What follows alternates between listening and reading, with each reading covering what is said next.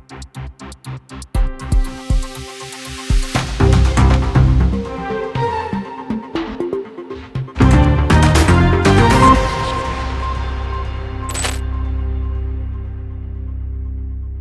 लोगों की ज़मीन को समाप्त करने के लिए एक बिल लाया गया, तो लगातार पढ़ाई, दवाई, कमाई, सिंचाई पे बात नहीं हो रही है।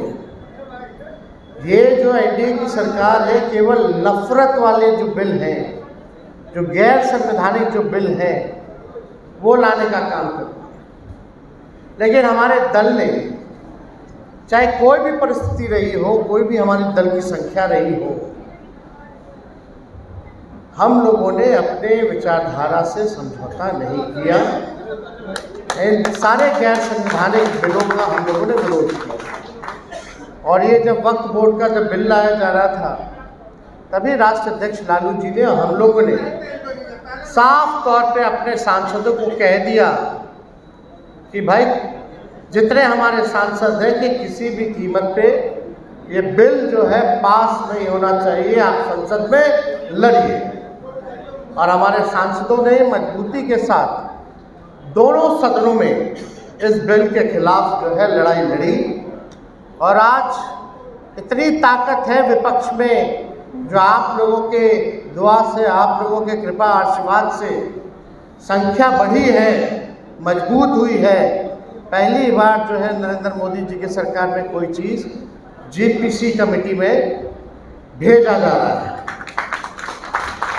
क्या क्या माहौल, क्या क्या नहीं बोला गया, आप लोगों को कितना प्रताड़ना झेलना पड़ा, ये बात हम लोग सब लोग समझते हैं। लेकिन कोई भी परिस्थिति रही, लेकिन लालू जी ने सत्ता के लिए नहीं, लालच के लिए नहीं, कभी भी भाजपा के साथ जाना पसंद नहीं किया। चाहे केस मुकदमा हो, जेल हो, हमारे पूरे परिवार पे केस मुकदमा हो, हर दिन ईडी सीबीआई अपना काम जो है आकाओं के कहने पे वो करता रहता। हम तो कहते थे भाई मेरे घर ही दफ्तर खोल लो, देखते रहो क्या करते हैं नहीं करते। लेकिन कितना भी किया गया, लेकिन हम लोग झुके नहीं, डरे नहीं।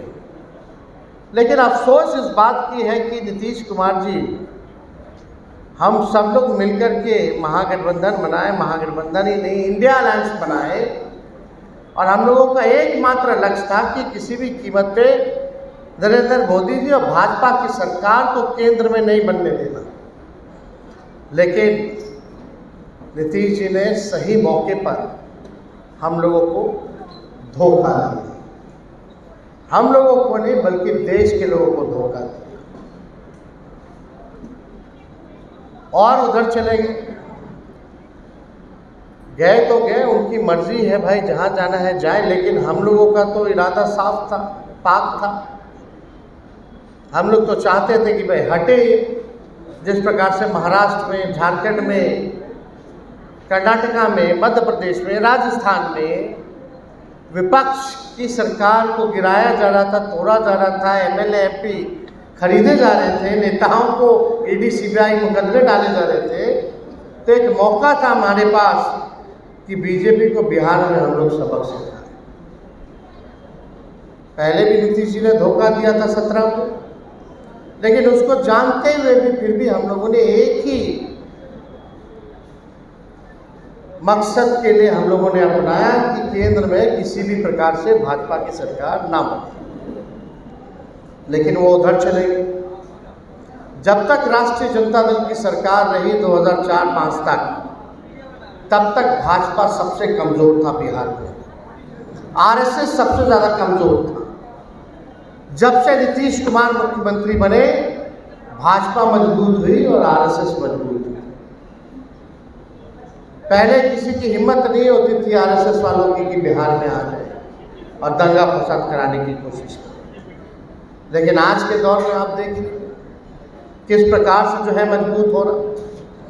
हमको कुछ कहना नहीं, आप सब लोग होशियार हैं, सब लोग आप लोग जानते हैं कि देश में क्या चल रहा है, राजनीति में क्या चल रहा है। हम बस आप लोगों से ये कहना चाहते हैं कि जब लालू जी नहीं डरे सांप्रदायिक शक्तियों से तो उनका लड़का भी डरने वाला नहीं। आपके ज्ञान, आपके अधिकार, आपके सम्मान के लिए हम हमेशा लड़ाई लड़ते रहेंगे।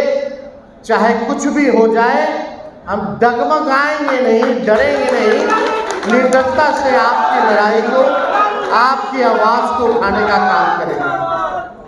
और बहुत लोग तरह तरह का हम लोगों को गाली देने का प्रयास किया, हमारी एकता को तोड़ने का प्रयास किया गया, लेकिन आप जो आवाम है, जो जमहूरियत में आप लोग मालिक हैं, और जब जमहूरियत में आप लोग मालिक हैं तो आपको देखना है कौन कब से लड़ रहा है और कितने मजबूती के साथ लड़ रहा है। हम बस आपको इतना कहना चाहते हैं, अगर आप सब लोगों का आशीर्वाद, आप लोगों का दुआ, अगर आप लोग ताकत दीजिएगा तो बिहार में 25 में जो सरकार होगी वो राष्ट्रीय जनता दल महागठबंधन की होगी। लेकिन इसके लिए हम सब लोगों को एक रहने की जरूरत है और हमको पूरा विश्वास है कि अगला सरकार हम लोग बनाने जा रहे हैं। विशाल लोगों ने दोनों को लोगों नीचे करो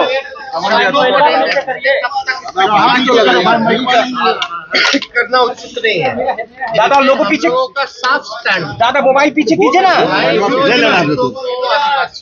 आरक्षण मिला